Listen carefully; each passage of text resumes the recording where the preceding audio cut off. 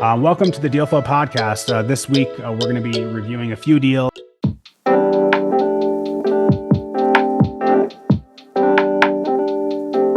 All right, so the first deal we have on for today is a deal in North Carolina. This is a tier 2 or 3 deal. It is marketed large unit sizes, 2000s, 2010s vintage. And this particular property is not clearing our demographic screens, mostly around household value.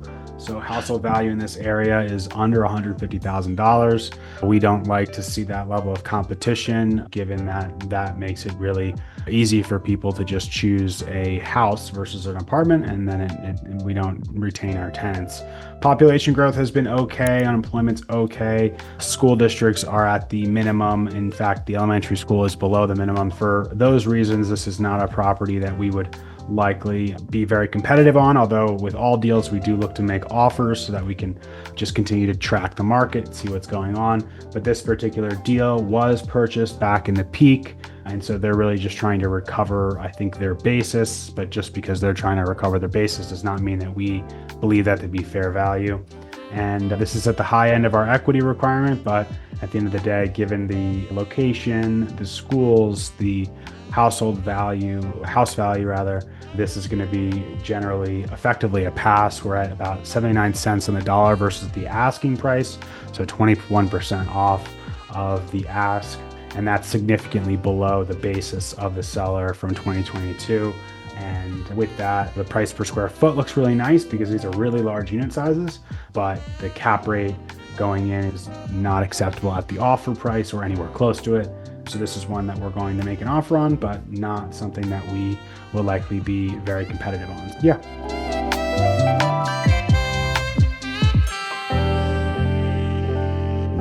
All right, so we're going to move next over to a deal in Florida. This is in the Orlando area, I-4 corridor near Disney. This is a 2000s vintage, a bit significantly above our ability so far as pricing. This is what I would consider to be a large market deal. However, we did look at this, that we can keep an eye on the market. We do like this market generally, the I-4 corridor north as well as the Panhandle selectively. This particular area, household income is not that strong in the 1 mile radius. It does get better in the 3 and the 5, but that's typically a sign that we want to dig in a little bit more and maybe consider, is this a bad submarket inside of maybe a slightly better general market? So now household income looks, depending on the source, there's a wide variety of sources. The zip code looks pretty good, but again, that 1 mile radius is below the standard, so we'd have to look more into that.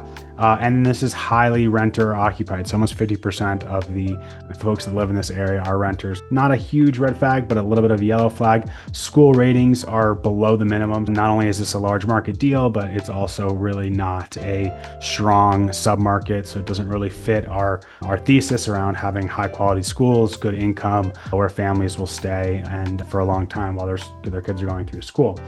And additionally, this is a property that has some restrictions, deeded restrictions. These are typically properties that we are unable to be competitive on because we typically assume that the benefits, usually the tax benefits, are eliminated when we sell the property later. So we may get the cash flow benefit, but we won't see the value benefit at sale. And there are usually other market participants that take a more aggressive view. They take that not only will they get the cash flow, but they'll also get the increased value when they sell it. And that usually has a pretty significant impact on the sale price and then the IRR. So either way, this is going to be basically a pass for us. We won't even necessarily make an offer just because it is a large market deal and we don't have the capacity to make this one happen. I'll also note that there were some shootings a few years ago. Not a huge deal, but certainly something we want to think about when we think about that submarket and then insurance. So with that, we'll move on to the next one.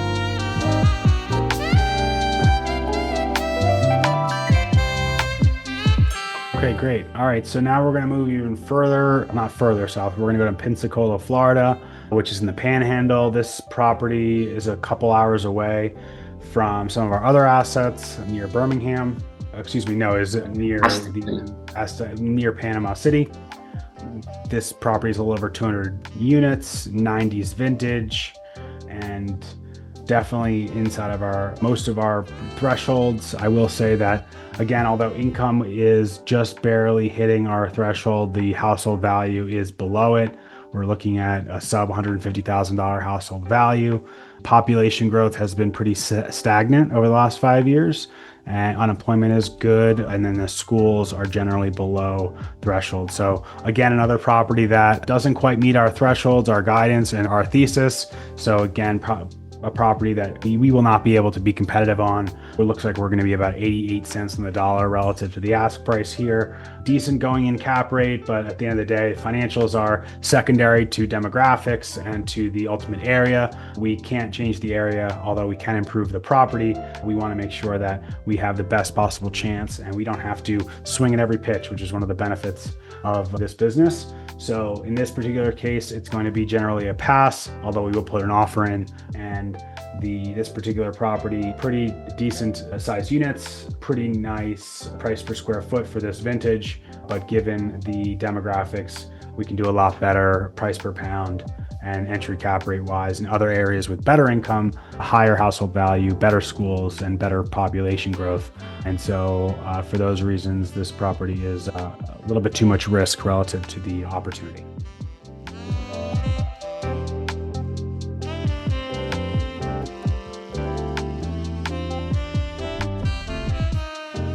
Here's a deal we've got. It's a condo deconversion deal. We're seeing a lot of opportunity off market, especially in the Florida area, to try to work direct with ownership, with condo board presidents, as well as condo associations and attorneys to try to get some of these properties that are facing special assessments or otherwise can't be insured, which is leading a lot of condo owners to sell their properties distressed or potentially have the entire complex need to be recapitalized under an apartment structure.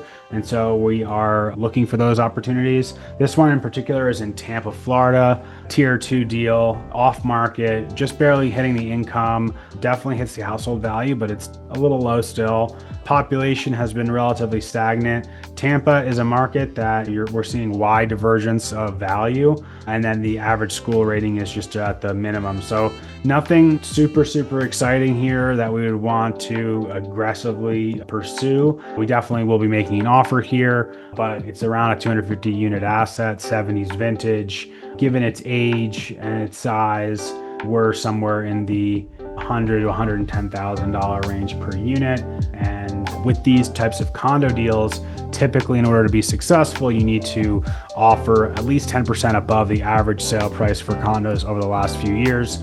Unfortunately, those condo prices no longer represent, in our view, fair value, given some of the issues with insurance around condo value, special assessments, as well as just the headline risk that we're seeing and the government intervention that's coming in, that's requiring condo associations to reshore their balance sheets, and that's usually at the expense of owners. So individual owners are worried about condos, and condos are not moving like they were 12 months ago, 24 months ago. So for all those reasons, we're just not able to offer more than the average sale price over the last few years, which usually means this is not a deal that's going to get done.